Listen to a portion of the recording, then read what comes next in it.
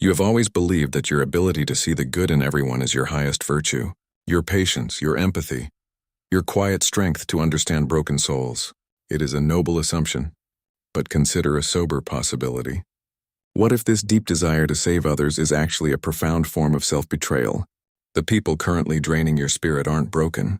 They are unintegrated shadows Carl Jung warned us about. If you have ever felt trapped in an invisible, exhausting cycle of guilt, learning to recognize these 6 dangerous archetypes is the first step toward true psychological liberation. Ask yourself, who in your life are you continuing to feed with? You have always believed that your ability to see the good in everyone is your highest virtue. You pride yourself on your patience, your empathy, and your quiet willingness to give people the benefit of the doubt. It is comforting to assume that beneath every harsh exterior lies a fractured soul simply waiting to be understood, loved, and mended. By offering a safe harbor to these broken pieces of humanity, you feel you are practicing a rare form of spiritual maturity. But you must consider a sobering possibility. What if this deep, persistent desire to save others is actually a profound form of self-betrayal? The people who are currently draining your spirit are not doing so because they are misunderstood. They do it because you are willfully ignoring the darkness they carry.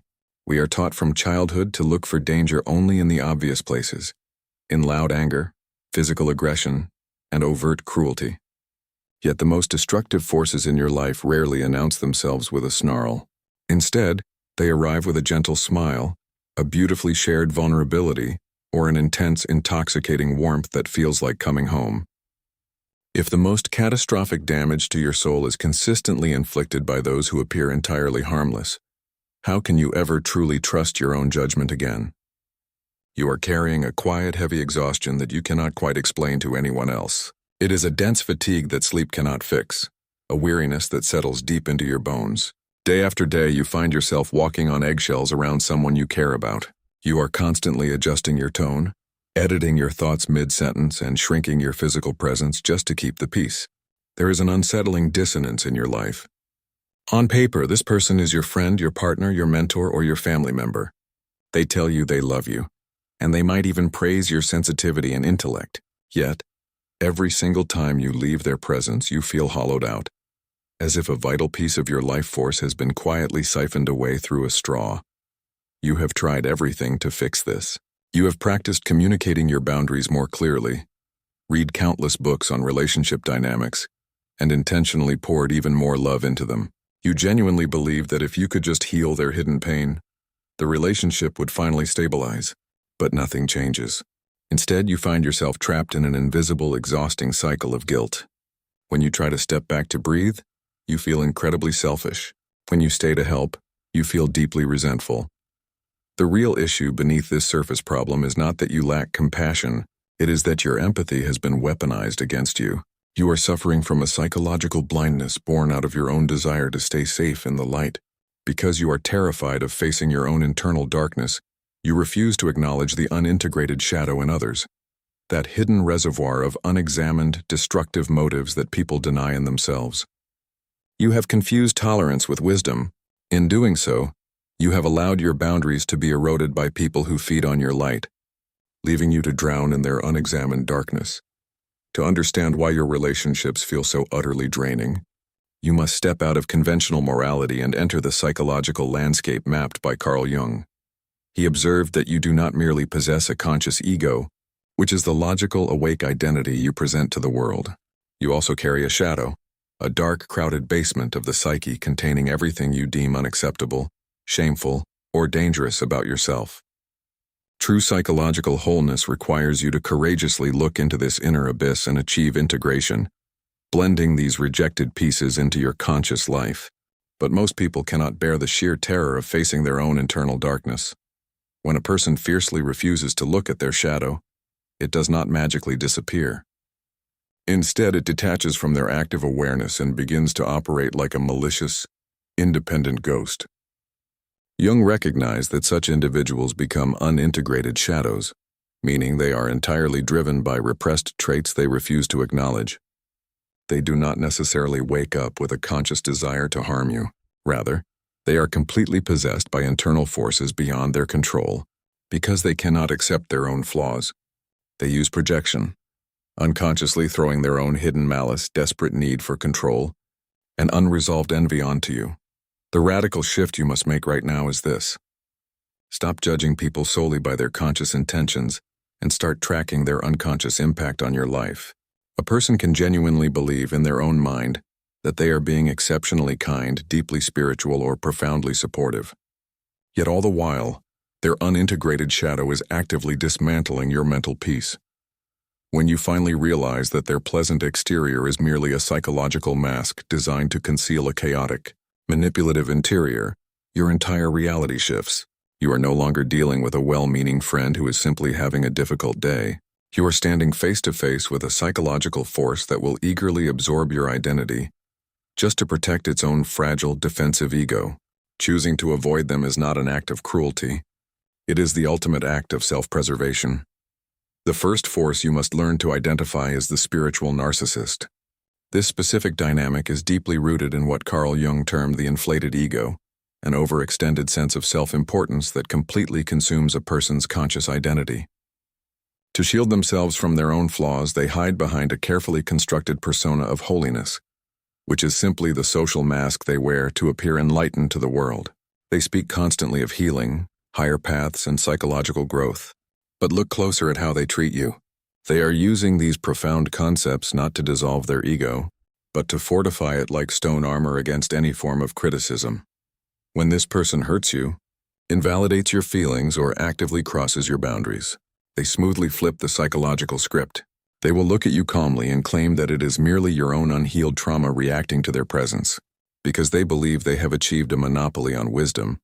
Their shadow, the dark, unexamined reservoir of their own destructive motives, operates with total freedom. They can exploit your trust and drain your emotional reserves without a single shred of guilt. They have mastered the art of transforming a complete, devastating lack of accountability into a rare spiritual virtue. The next two forces you must learn to recognize operate through a much quieter, more seductive form of manipulation. Consider the professional victim and the chameleon. Jung noted that some individuals become deeply, chronically addicted to their own suffering. This happens because helplessness exempts them from the terrifying responsibility of individuation, which is the difficult lifelong process of developing your own distinct, independent psychological self. The victim uses their wounds as an invisible hook. They trap your empathy, draining your vitality through a relentless cycle of manufactured emotional crises, while silently, stubbornly, sabotaging every real solution you offer. Alongside them stands the chameleon. This is a person with an unformed, entirely empty ego, a fragile psychological core that has no genuine identity of its own. When you meet them, it feels like finding a long-lost soulmate. They flawlessly mirror your unique preferences, your core values, and your secret dreams, but they do not love you for who you are. They are performing a quiet, unconscious identity theft, absorbing your distinct light simply because they lack the internal psychological weight to stand on their own feet. The final three archetypes represent the more aggressive and suffocating dimensions of the unintegrated shadow. You must learn to spot the Moral Inquisitor, the Devouring Parent, and the Cynical Nihilist. The Inquisitor is utterly obsessed with pointing out the ethical failings, mistakes, and insensitivities of everyone around them. They use rigid virtue signaling as a desperate defense mechanism, which is an unconscious shield used to avoid looking at the rotting, unexamined traits within their own psyche. By focusing entirely on your flaws, they never have to face their own. The devouring archetype operates differently, choosing to smother you with an overwhelming, toxic helpfulness. This pattern can manifest in a partner, a boss, or a friend, building a golden cage of dependency where you rely on them for your basic emotional survival. They want to keep you small, ensuring your personal growth is. Finally, the cynical nihilist arrives armed with a fierce, weaponized intellect. They use cold, relentless logic to systematically dismantle your enthusiasm, dragging your highest potential down into the gray void of their own existential despair. They have given up on their own meaning, so they cannot bear to see you find yours.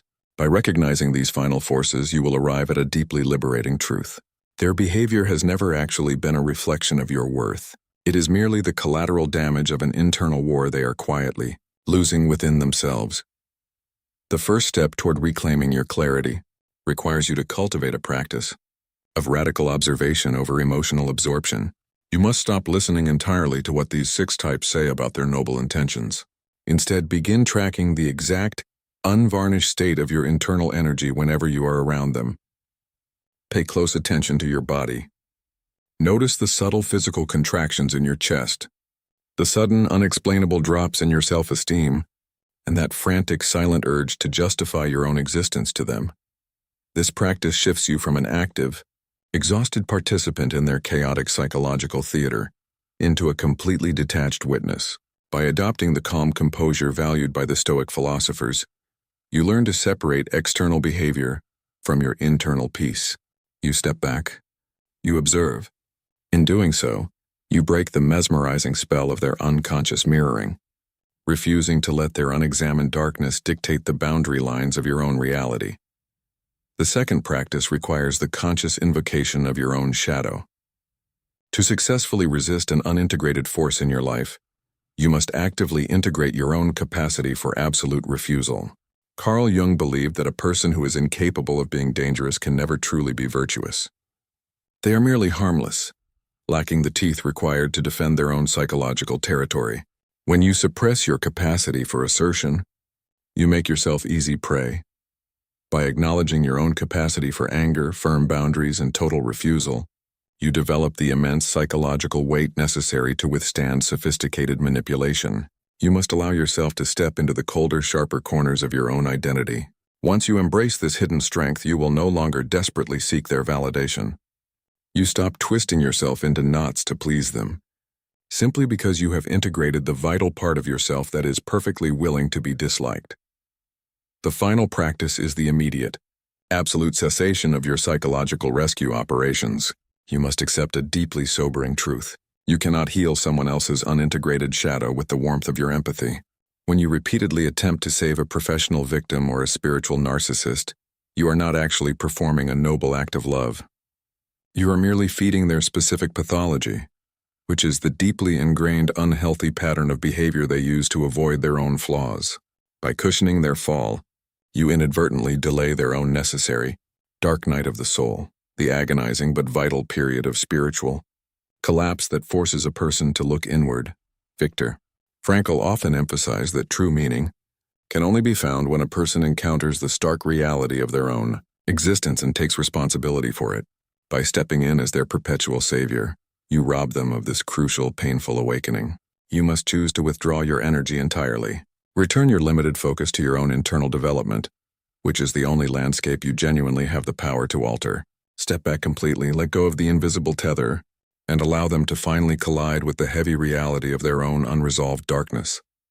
When you look closely at the entire architecture of your relationships, you begin to see that these observations and practices are not separate, disjointed tools. They are currents of a single, much deeper truth. The reason you have repeatedly fallen prey to these 6 dangerous types is not because you are weak, naive, or lacking intelligence. It is because you have been unconsciously using your relationships to avoid your own shadow work, the uncomfortable process of facing your own hidden, unwanted flaws. You sought out the chameleon because a part of your fragile ego desperately wanted to be perfectly mirrored and validated. You tolerated the suffocating grip of the devouring parent because, deep down, you feared the terrifying loneliness of true independence. The exact moment everything clicks into place is the moment you realize these draining dynamics are actually external mirrors of your own unintegrated fears.